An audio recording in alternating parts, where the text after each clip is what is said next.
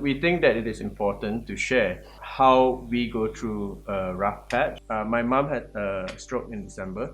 Shen's father had a spinal problem. COVID is basically changing things. I have jobs delayed, and because I've job delayed, the income is not too stable at this moment. The busyness and everything basically means that we don't have that much attention on our children right now.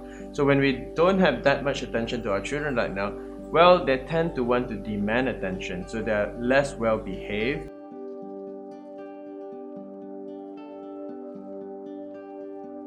Hello everybody and welcome back to our YouTube channel. Sorry we have not been uploading for quite a while. We've kind of been having a little bit of a rough patch in our life. It's out of the norm or smooth sailing phase of our life, so we need to think of a lot of learning is needed to handle it. We think that it is important to share how we go through a rough patch and what we are going through, because sometimes social media has a tendency to always show the good sides of somebody's life. So when we see social media of somebody's life and we have this, innate nature to want to compare to other people, we may feel a little bit bad, and then we say that, why is my life like this? Why am I going through this trouble? Why did God, put this fate on me? Whereas everybody seems to have all the nice things and everything.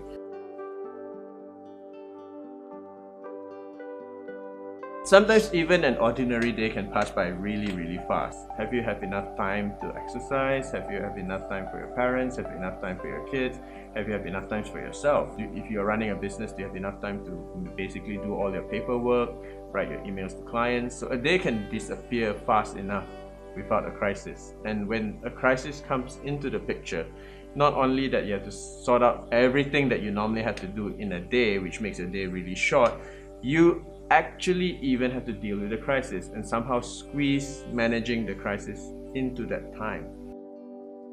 Have you ever gone to a point whereby you have so much troubles on you that you are just jammed up because you become so overwhelmed that which one should I do first? Should I do this first? Should I do that first? Should I do this first? Oh my god, I have so many things to do. I think in every crisis you will have this point of moment, maybe in the beginning, or maybe you try to manage and then you just can't do it anymore, you're stuck. We don't have attention for our children. We also don't really have attention for our house. So our house is also getting messier, and Shen being quite a little bit obsessive in cleaning and being the disciplinarian, somebody who needs a certain consistency in life. She has a tendency to become very stressed out when the house is messy. For me, I try to still maintain the consistency but still manage the extra load of the crisis managing. So yeah, it could get, I do have this moment. Shen will tend to feel guilty when she's not doing work. Yeah. So sometimes she's stressed out but she still wants to wash the dishes, and I just tell her that, can you stop washing the dishes if you're stressed out? Just leave the dishes won't rot. Yeah, I need Nobody will die from a dirty consistency, and the more control I have, the more better I feel. But when you can't exert the control but you still want the control, that's when you are stuck. So trying to manage everything together at the same time is sometimes overbearing, and you didn't know that you're already at the point of stuck. During crisis, the time is very unpredictable. It's not like normal, you know what's gonna happen next day. So try to have less expectation or less outline or deadline what to do tomorrow, more like what can I do tomorrow, and you just try to achieve the most important thing first, and you just get it done first, and then the less important, I will do it when I have time. So if I don't feed my kid, they might get sick or die, but if I can live with a house that's a bit messy. If I don't walk my dog, he'll get a little bit depressed, but the thing about it is he won't die from it. So unfortunately, I have to neglect my dog for a while first because I have to sort this out. So this frees up some time for me to basically sort things out. Whenever I face a crisis, the first thing I will do is actually take out a pen and a paper, and I will start listing down. It's very typical. I will just start of him. listing down what I have to do, like number 1, number 2, number 3, number 4, and then I will prioritize which one is the most important. Another method of freeing up time is to basically pool your resources. Pool whatever you can to help you get through it. Who knows how to do this? Who can help me to kind of offload what I can't do to somebody else or some system that is available? Shen builds a support group. We met other parents who live near us, and then sometimes Shen also send the kids to another mother who we always have play dates with, and the mother happily takes in our kids. Even your siblings or your work colleague that can take on your workload when you can't, or in terms, depends on your responsibility. If we are talking about taking care of parents, if you have siblings or relatives that can help chip in or take turns with you, it will help you manage the crisis better. In terms of taking care of kids, if you have a babysitter on hand that you can trust, then you can offload more of the time to the babysitter rather than taking care of the kids yourself. Don't isolate yourself. Don't think that, oh, I have this big problem, I don't want to talk to anybody, I don't want them to know. It's actually everybody face the same problem. Don't you feel think that you are that you have a problem. Don't feel that it is so shameful. many people, you will be surprised that actually everybody had some sort of this experience before, and they can help you, or you can share it with them openly. I have a friend, Ji Yun. He's also working in videos, and the thing about it is that he's also a content creator. And I shared to him, and I said to him that, oh, my mom just had a stroke, and he basically shared back and said that, look, my grandfather also had a stroke, and my father also had a stroke. I managed to save my grandfather, but not my father. His father passed away. And the reason, because he said that, you know, like when my father had a stroke, I didn't know what to do. So because of the delays, he couldn't save the father, but he learned, and then he basically told me what he learned. He said that always have an ambulance number handy, so that in case of a stroke, you wouldn't be searching for the number. Always call an ambulance to fetch the patients to the hospital, because if you are driving to the hospital yourself, the hospital is not ready to receive the patient, so it's actually slower.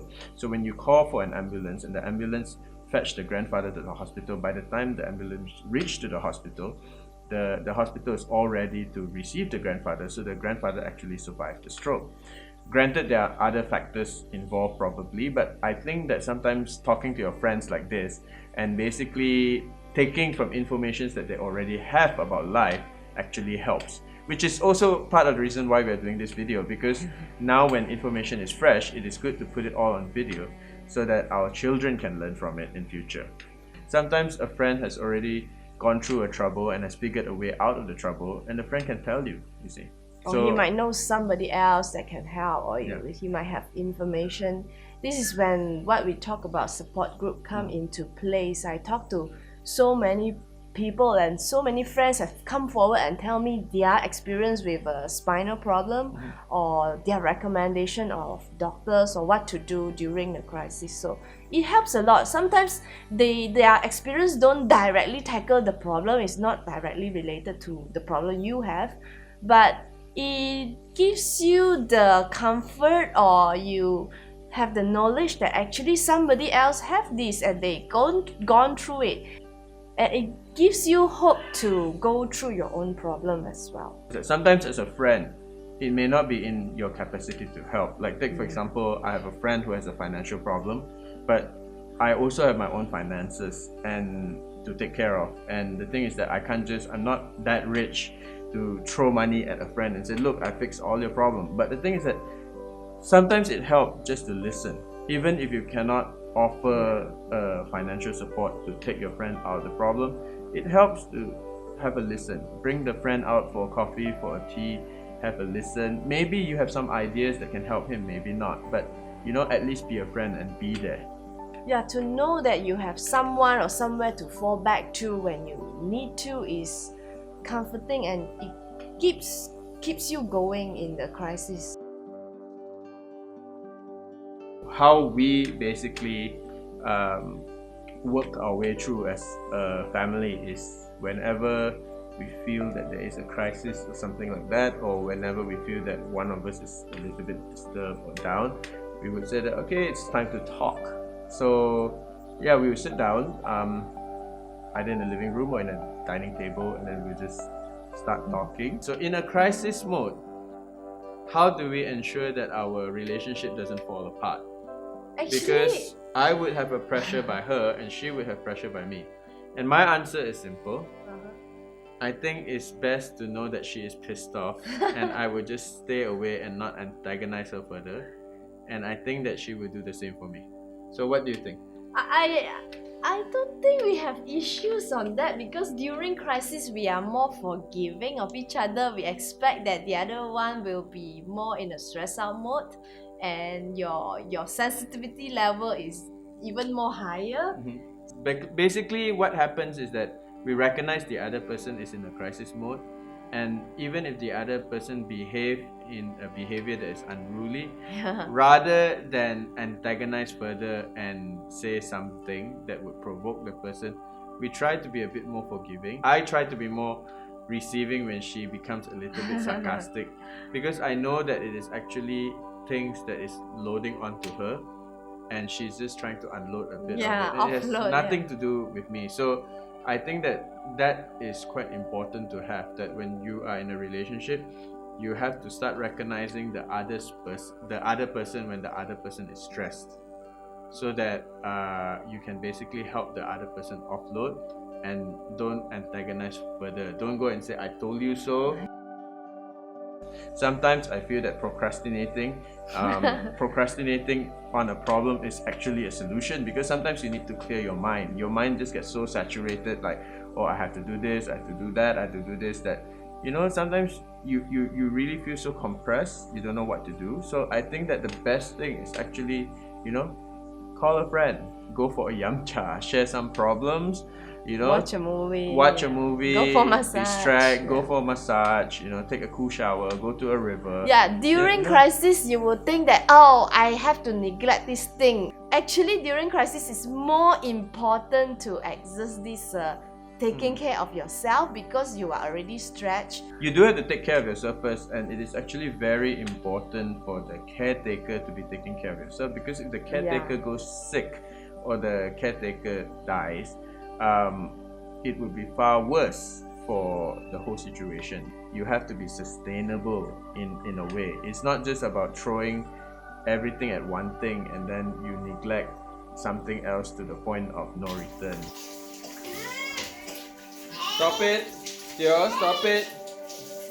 Okay, give Yasmin 1 more minute, then he'll get back to you.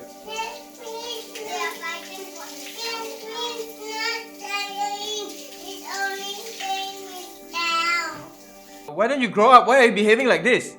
Don't you understand anything? I have to admit that you know, sometimes it's quite easy for us to basically fall into that trap whereby our tempers just flare, and sometimes it doesn't help at all, because very often I do feel bad for reacting that way, and once I reacted, it's kind of like too late to pull back. So sometimes we do need to basically keep reminding ourselves, as hard as it is, to basically keep our emotions in check, especially when there is a crisis, as not to basically blow the crisis even further by exploding. A lot of people will always say, keep calm, you know, like, keep calm and believe things will get better. And then sometimes you can say that I'm calm, but people do explode and people do have a fuse. So one of the very important thing is actually to keep calm. The more important one is, how do you react when it had already happened, you were already snapped. So that actually teaches the kids, when they step, how do I react? So usually after he snapped, lucky he has a partner, so when he snapped, I will take over the kids, let him calm down, and after that, when he's calm, I will explain to him actually from the kids' perspective, why did they say that, and of course I understand from your perspective, why did you say that, that's why they both parties didn't see eye to eye, that's why they just crash on each other. So after he understands, he will go back to the kids and explain to the kids, of course say sorry to each other for reacting to the situation rather than solving the problems. And then they will just break down what actually happened and what we can do next time to prevent it, the whole situation. Of course, same with me. So when I snap, he will automatically take the kids away, let me calm down, and then we will go through the situation again with the kids after that. So I think one mother told me actually during crisis is when the kids learn more. It's like they learn how we react, they learn how we solve problems. If the situation arises next time that they need to do something, they will recall, oh, my father did that, this is how my father react to it. So my father actually had screw on the back before to fix the slip disc, but since end of last year he had some problem with the screw, so we have to go back to the previous doctor and undergo another round of surgery. But that surgery also didn't fix the problem, but actually create more problem for his spine. So at that time everything was haywire, we still doesn't know what to do. So we realized that we ourselves need to take charge of the situation, like reading more about what actually happens, trying to pinpoint where the problems can come from, and talking to more doctors. So I tried to reach out to more friends that I think they might know a solution or might know someone or any advice to the situation. And I actually went around looking for many doctors, talking to many doctors, like second, third, fourth, fifth opinion, and finally found someone who actually know the situation and can provide a solution. So we took that step, and my father undergo another surgery, a massive one, a complex one. But now he is in a recovering phase. Everything seems to look okay. Most importantly is the doctor we found seems to be care and present and concerned about my father, and doesn't seem to have other motive or going on. So now my father is slowly recovering, because after 3 months of inactivity and wheelchair bound, we are quite relieved after 3 months of stressfulness. And yeah, currently Things are slowly looking up. Yeah. My mom actually had a minor stroke, but didn't tell anybody about it and just continue operating like normal. She was actually continuing to clean the house and this and that. And then my father only found out about her stroke when she was actually typing irrelevant messages to friends on the phone and stuff like that, and posting pictures that she wouldn't normally post. So my father immediately rushed her to the hospital. It was quite a challenging time because I had ongoing projects here, and having to run my company, I can't just take off and go back and see my mother, even though I really would want to. This is because of COVID. Because of COVID, I cannot take I cannot fly into Sarawak in the morning, see my mom, and fly back at night, or fly back to Sarawak in the morning and fly back maybe a week later, because COVID means that I basically have to be in quarantine for 14 days. So being quarantined for 14 days when I go into Sarawak, and being quarantined for 14 days when I come out of Sarawak, it's 1 month gone. It will be 1 month gone. Even if I see my mom for just a short while. So mom, I'm really sorry I couldn't go back and see you. My father wasn't alone in handling the situation, because my uncle Jerry actually came in to help. My auntie Jenny actually came in to help, and they were all telling my father, you should go back and rest, take it easy. We are here with we are here with Anne. We are here with my mom. So in my case, my immediate family was very helpful. We worked like in a tag team to help out with my father and mother. So I have one sister and one brother. So three of us, we kind of take turns to be with my parents, accompany them or provide them with whatever is needed. So when my brother is not free, he will tell me beforehand, okay, this date, you will need to be ready, stand by. So I will take over during the dates that he is not free. So same goes when I am not free, I will tell him, these dates I can't do it, you have to be ready. So that's how we work together, so everybody share the burden and nobody is too stressed out that we can't function. Yeah, and my parents are left alone there. I really think that the structure of a family here doesn't necessarily mean the people who are binded with you by blood, but family as in like you, your friends, and the people around you are very, very important in a moment of crisis, because I think that is the reason why we are sociable creatures, why we exist in community, because I think that there will come a time that every one of us need help from somebody else. So when somebody else need help from us, it is time for us to render that help as we can. I mean, to call it a burden and a responsibility, it sounds really bad. It's more like we all basically need to just we all just need nature, help yeah. every now and then. And so basically we have to be prepared to basically give help. And one day, I am sure all of us will need to take help as well. My mom is now doing physiotherapy and acupuncture, taking some blood thinning drugs, and she's trying to regain her movement. So yeah, prayers to her and to my father-in-law, and hopefully that they will recover their movement and all the things will be good again. How things always gradually decline into disorder.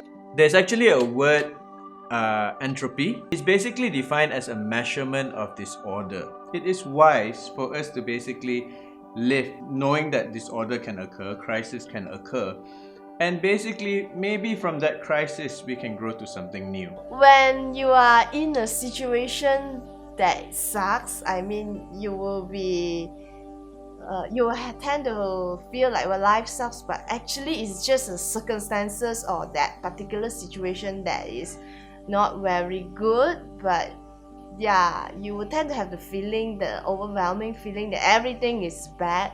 But just put yourself in a perspective that is actually just a particular time, and believe that you can get over it and you had good time as well. Get yourself out of the situation and look at yourself in a more rational kind of, like from a third party perspective, so you don't feel so bad about it. Like when you talk to friends, then you realize, oh, a lot of your friends actually met the same situation before. Or when you read the news, well, other country had worse thing. Or you look back at your own photos, oh, I actually had a lot of good time. It's okay, sometimes things are not so smooth or not as good as planned. That is fine. As long as you keep going, you will get over it. So put yourself not inside the situation but out of the situation and look at it, and I think you will gain a better perspective or grasp on the situation rather than the situation is taking over you. Moments that is bleak and moment that is bad actually makes good drama for movies. So the thing about it is that we watch movies wanting this drama. So sometimes let's just accept it that, you know, our lives will have dramas. There is a Chinese saying, you know, how can you taste the sweet if you don't taste the salt or the sour? So, you know, sometimes look at it positively. Drama in your life could actually be something that is, yeah, of course you will have stuck moment, down moment, but know that it's temporary and you just need to take a break and you can go through it and gain back your upper control. Then you will be fine. That's it. We hope that our video on managing a crisis actually helps you in one small way or another. If you do have a problem, please leave it in the comment below. And if we have any opinion on how to help, we'll be happy to give you a reply. There are also many NGOs that can help you deal with the issues that you are facing. So don't give up. Keep searching for answers.